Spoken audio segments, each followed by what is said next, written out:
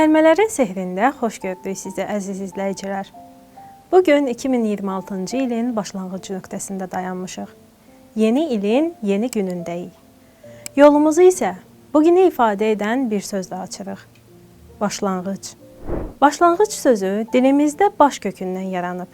Baş, ön, yuxarı, əsas, rəhbər deməkdir.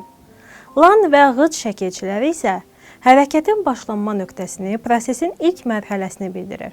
Yəni, başlanğıc bir işin sadəcə ilk anı yox, həm də onun istiqamətini müəyyən edən nöqtədir.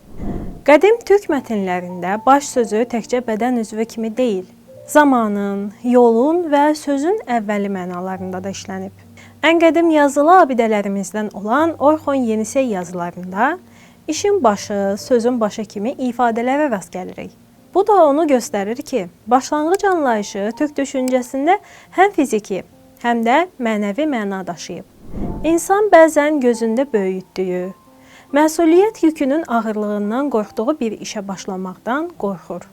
Özünün də xəbəri olmadan başlasa, çox uğurla başa vuracağı bir iş üçün ilk addım atmaqdan çəkinir. Əslində başlamaqdan yox, başlayıb yarım qoymaqdan, başa vurmamaqdan qorxur bəlkə də. Böyüklərimiz isə deyiblər ki, bir şeyə başlamaq o işin yarısını görməyə bərabərdir.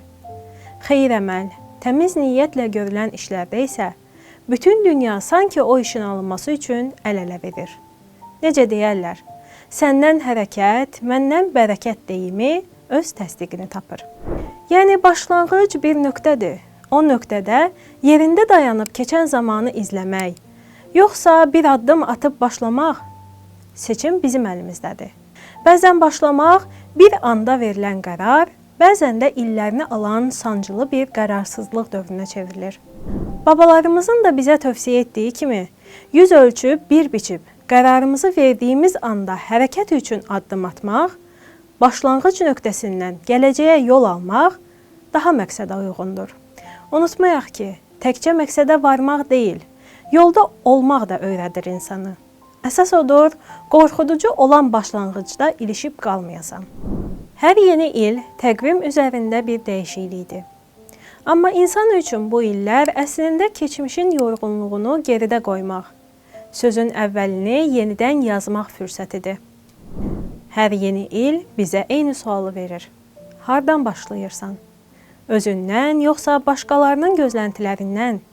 Unutmayaq ki, heç bir başlanğıc möcüzə deyil. Amma hər dəyişimin, hər yolun, hər yeni ilin ilk cümləsidir başlanğıc. Çünki zaman dəyişir, illər ötür. Amma hər şey yenə bir başlanğıcla başlayır. Həyatınızda gözəlliklərə varacağınız yolların başlanğıclarının da gözəl olması diləyi ilə. Kəlmələrin sehrində qalın.